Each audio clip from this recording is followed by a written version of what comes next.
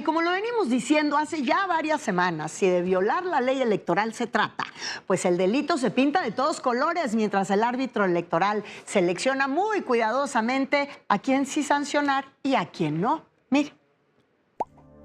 Dicen que no son iguales y en efecto, no lo son. Son más mañosos. Estamos a semanas de que arranque formalmente el proceso electoral del 2027, pero hoy ya son varios los que andan activos con actos anticipados de campaña. Andy López Beltrán es un ejemplo claro. Continuamos con nuestro recorrido por el 6º distrito de Tabasco. Curiosamente arrancó una gira informativa por el distrito al que se lanzará como candidato a diputado federal. También aprovecho para aclarar a nuestros malquerientes que nuestras visitas domiciliarias no tienen otro objetivo más que informar a la ciudadanía. Otro caso es el de la senadora Andrea Chávez. Tenemos que cambiar esta realidad porque Chihuahua merece un mejor gobierno. No hay que olvidar que desde 2025 andaba promocionando su imagen en ambulancias en el estado. Otro activo con las giras informativas en esa entidad y hasta con corrido es Cruz Pérez Cuellar. Nos levantamos, no importa el golpe. Cruz Pérez Cuellar transformará Chihuahua desde la capital hasta la Sierra Tarahumara. Somos puro valiente del norte. Justo en el norte está el ejemplo de que adelantarse tanto genera fracturas. La diputada del Partido del Trabajo, Lilia Aguilar, acusó al gobernador David Monreal de minimizar lo que, dijo, fue un atentado contra la senadora de su partido, Giovanna Bañuelos, por sus aspiraciones a la gubernatura.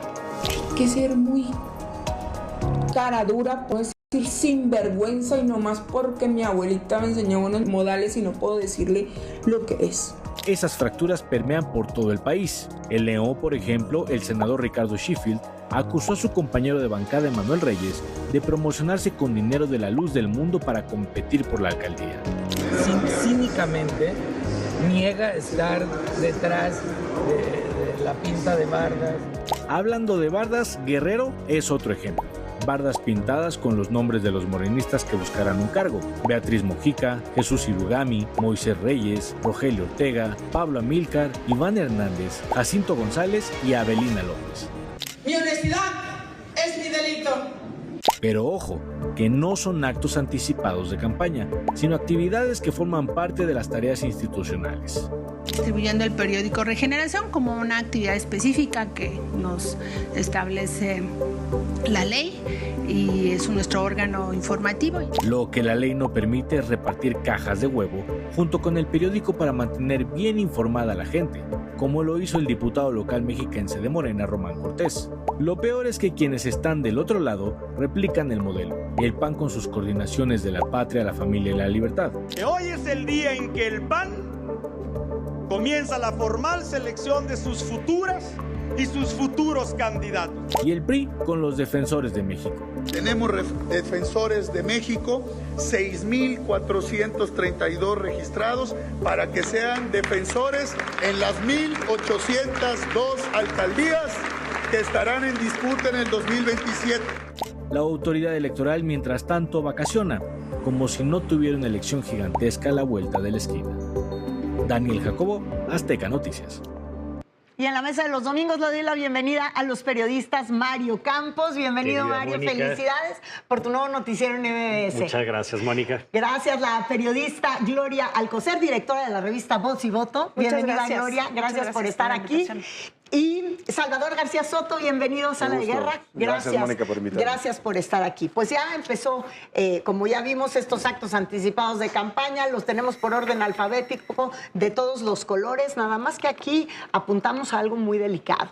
Y es algo que precisamente la revista Voz y Voto viene anotando desde hace algunas semanas en sus publicaciones, y es, ¿qué pasa con esta lista que estaban apuntalando precisamente el partido de Morena para que todos aquellos que tuvieran colusiones o señalamientos sobre corrupción o crimen organizado no pudieran contender? Pues aquí tenemos primero varios niveles del análisis, ¿no? Si están haciendo actos anticipados de campaña o no. La respuesta es sí, sí lo están haciendo. Claro. O sea, eso no Si le sorprende a camina nadie. como pato. Exacto, camina como pato, huele como pato, es un pato. Pero además tenemos otra intersección, le decimos, que es Se supone que habrá una lista de candidaturas idóneas o no idóneas, que pueden tener dudas razonables, cualquiera que eso signifique, que incluso el INE tiene una comisión para revisarlas. Vemos el caso de Andy López Beltrán. Le quitan la visa. ¿Por qué le quitan la visa? Entonces, ¿esa persona terminaría en esa lista? Claro. ¿Sería presentada en esa lista? ¿Cómo la va a evaluar la comisión del INE?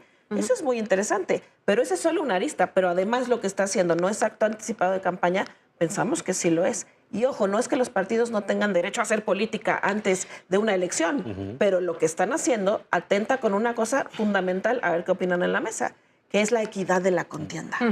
Así es, sobre la equidad de la contienda. Sí. Claro, sí, que es el valor principal, según la ley, que se debe cuidar en la contienda electoral. Claramente no existe. Y bueno, y no solo no existe porque Morena está ya en este esquema, digamos, mentiroso en el que les vende a los mexicanos que está eligiendo coordinadores de la defensa de la 4T o no, como se llame esa cosa. En realidad están ya perfilando aspirantes y candidatos a las gubernaturas y a otros cargos de elección popular. Pero además, lo grave de todo esto es, dicen que el mal ejemplo siempre cunde.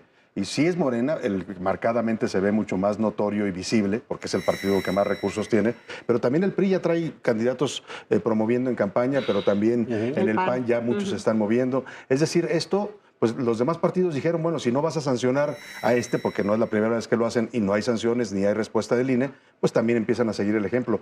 Y ante lo que estamos es, sí, una contienda que se vuelve inequitativa, pero sobre todo una contienda que ya no respeta la ley. Y si no respetan la ley en esto, que es lo más básico, que es el arranque de los tiempos de campaña que establece la ley, pues no la van a respetar ni en el financiamiento, no la van a respetar ni en todas las demás cosas que son tan importantes para la democracia. Porque además pareciera que tenemos un árbitro electoral que vive en Europa, que anda de vacaciones con Laida Sansores en Madrid. ¿Dónde está el INE? ¿Por qué no reacciona? Sí, como los changuitos estos, ¿no? Los ojos tapados, los oídos tapados, no ven ni oyen. Y es preocupante, por un lado, el tema de la equidad, sin duda, que ya advertían, pero va de la mano de otro. ¿Quién está financiando estas campañas anticipadas?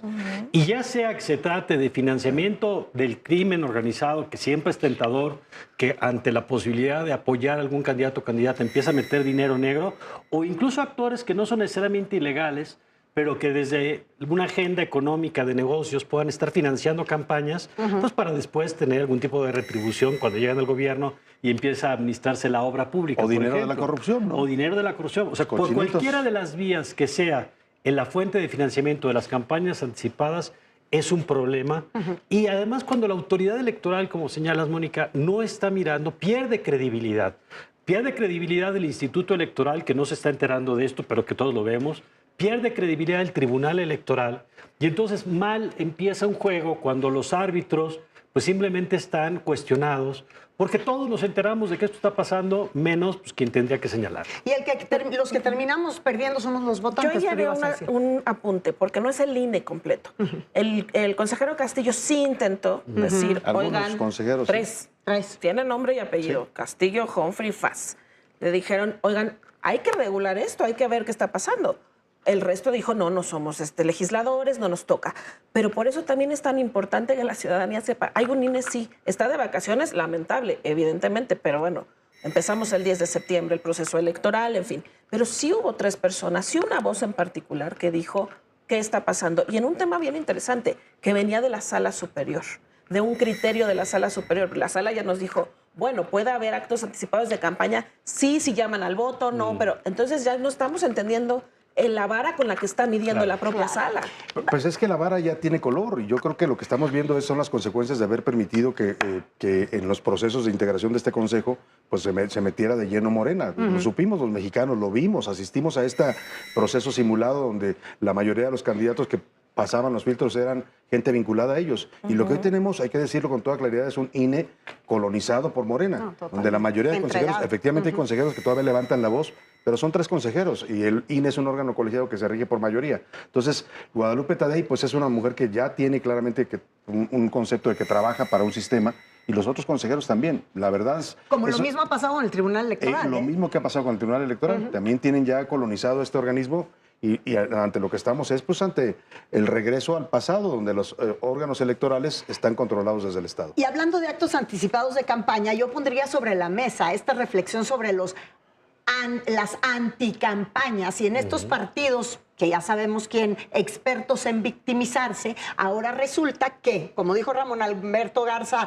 hace unos minutos, si septiembre y octubre van a ser los meses de la pesadilla, de la cuarta transformación, como él dijo, a lo que se refiere es todo lo que se viene para revelar nuevamente desde los Estados Unidos, también la oposición podría utilizar esto como algo que el Instituto Nacional Electoral, a conveniencia de Morena, podría identificar como un acto de campaña en contra del partido oficialista. Bueno, y está además la carta esta de la injerencia extranjera. Exacto, la no injerencia. Y entonces la pregunta es si al rato este tema de la visa, del que estamos hablando en las últimas horas, en los últimos días, de Andrés López Beltrán, no se convierte en un primer elemento para decir, ahí están tratando de meter mano en este proceso. Las declaraciones del viernes de la presidenta Sheinbaum, donde de alguna manera cierra filas con el propio Andrés López Beltrán diciendo pues que es un tema de politiquería, que hay que ser valientes frente al retiro de las visas, me parece que pues nos coloca en ese tema de la injerencia,